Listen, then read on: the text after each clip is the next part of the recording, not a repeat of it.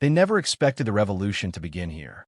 While Silicon Valley watched the world through glass towers and digital screens, a quiet storm was forming in the heart of West Africa. In Burkina Faso, a nation often erased from global tech maps, something unimaginable is unfolding.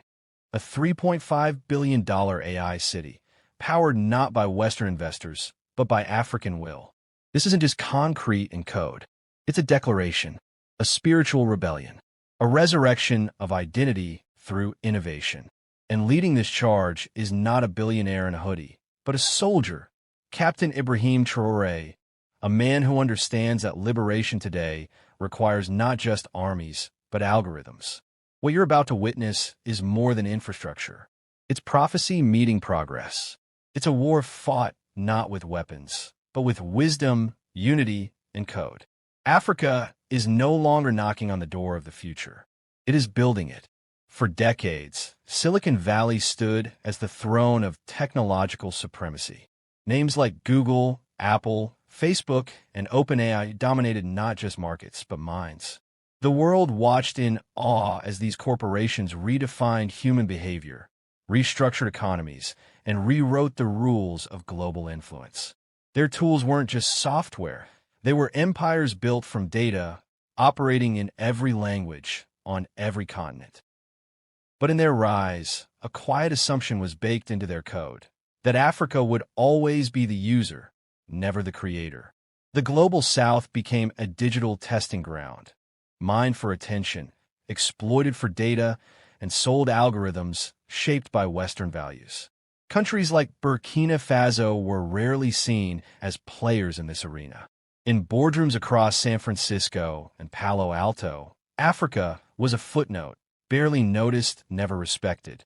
Behind the glimmer of tech innovation was a darker truth, an unspoken monopoly. The West's grip on AI and digital infrastructure ensured a new kind of colonization, one of minds and markets. While the global North discussed ethics and efficiency, the global South faced surveillance, economic dependence, and cultural erasure. Entire populations became invisible datasets.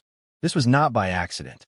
For years, access to technology in Africa was filtered through aid programs, outdated systems, and restrictive partnerships.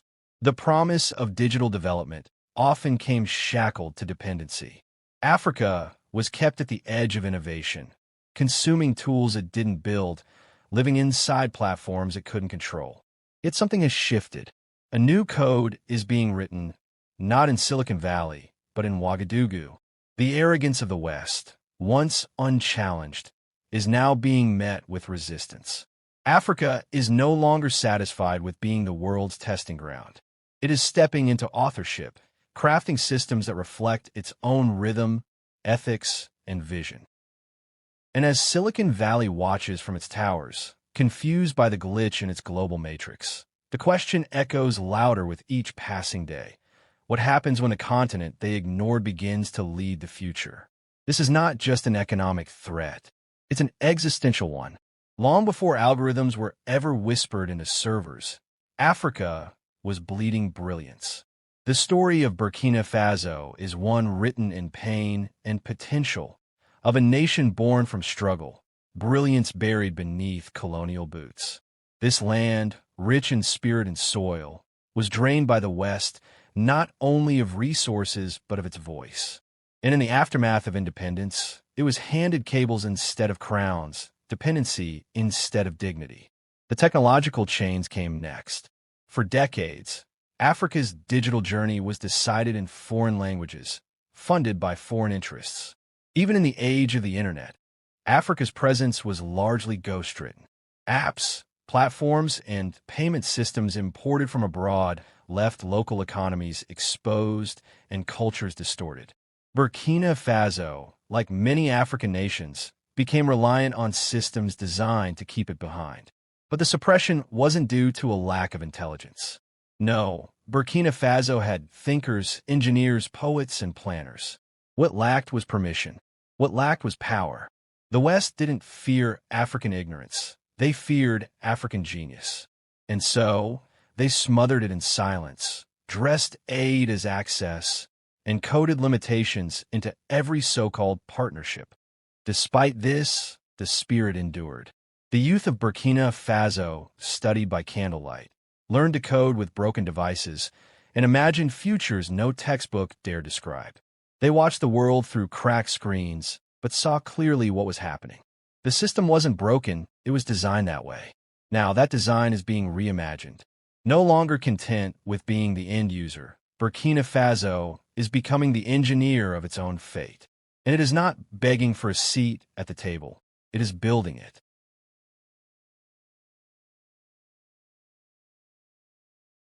Captain Ibrahim Traoré was never meant to lead a digital awakening. He wore fatigues, not lab coats. He studied tactics, not programming. And yet, it is precisely this contrast that makes his rise so powerful.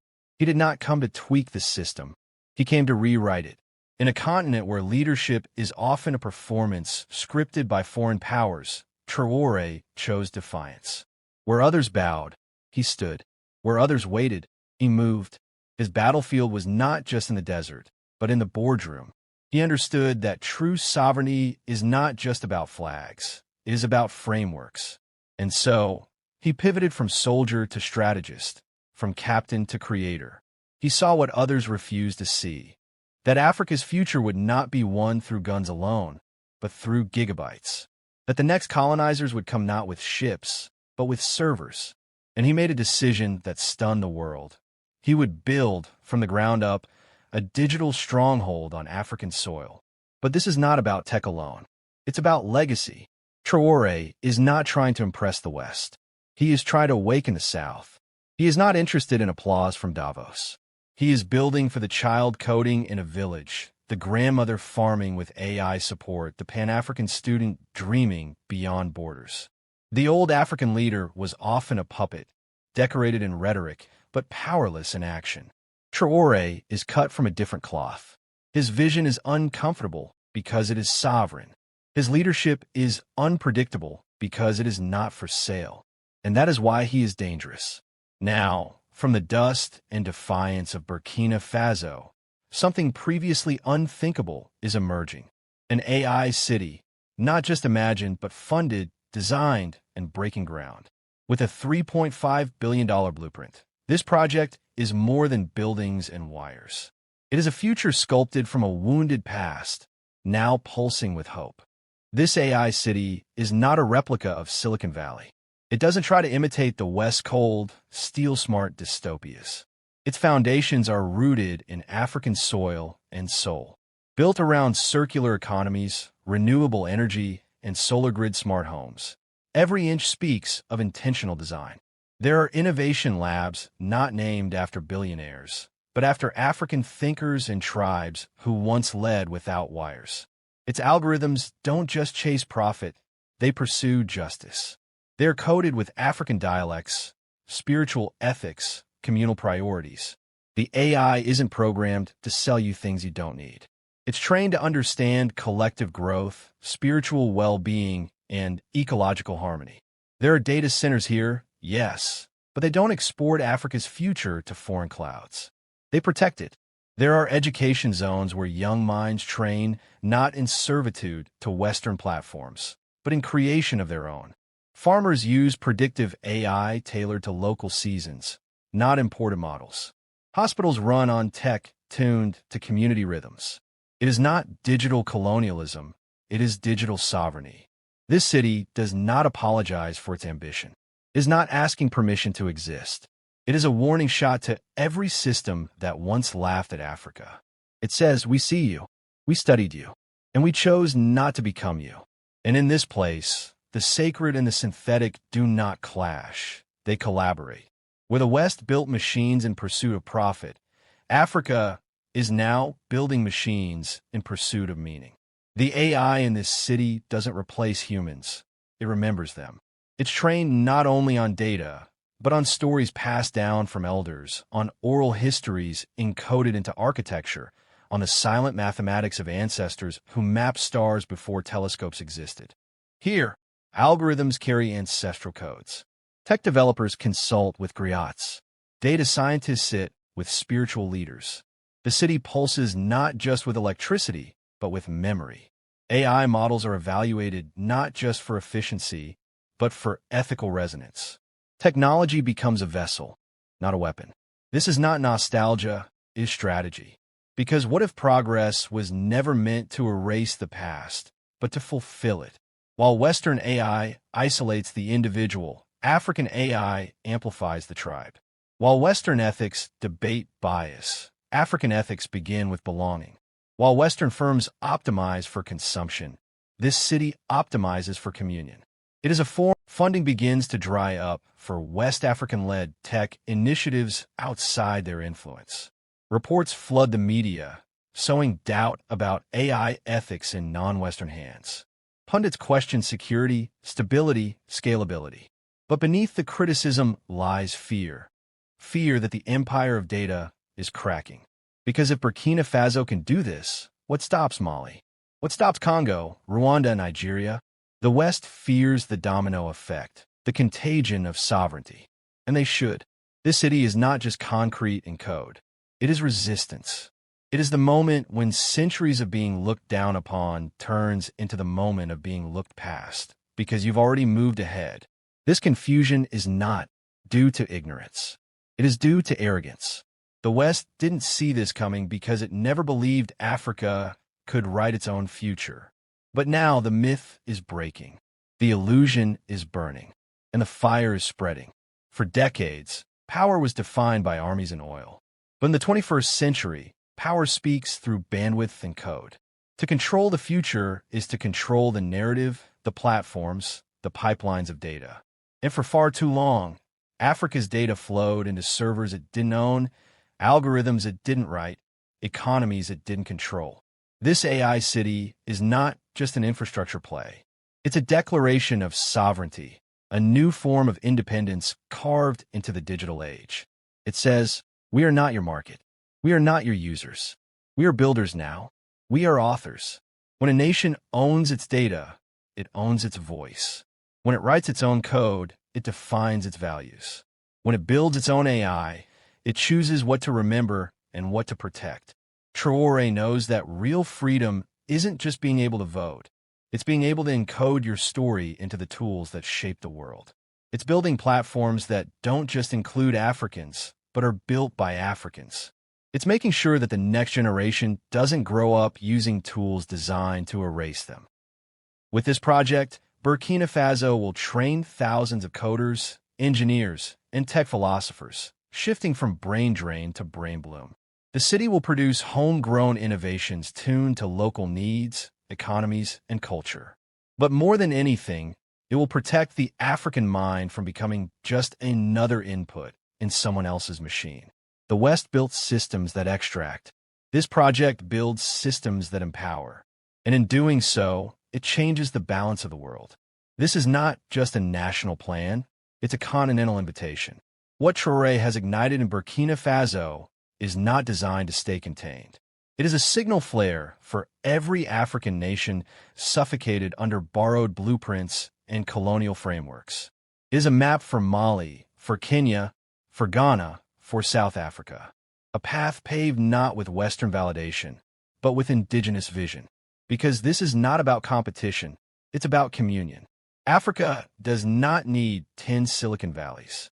It needs 10 AI cities shaped by its own ethics, languages, ecologies, and traditions. It needs to reconnect the brilliant minds of the present with the unbroken lineage of the past. It needs its own network of sovereignty, where each country builds not in isolation, but in orchestration. And that is why this project feels prophetic. It doesn't just challenge the West. It challenges Africa itself to rise. It asks the leaders of other nations, will you keep outsourcing your destiny, or will you co-create a new one? It speaks to the diaspora. Come home, not to geography alone, but to purpose. It speaks to the youth. Your ancestors built kingdoms without blueprints. Now, you'll build algorithms without permission. This is not the future Africa was waiting for. This is the future Africa is writing. So who will be next? Will Nigeria turn its oil wealth into digital power? Will Ethiopia pair its ancient wisdom with quantum leaps?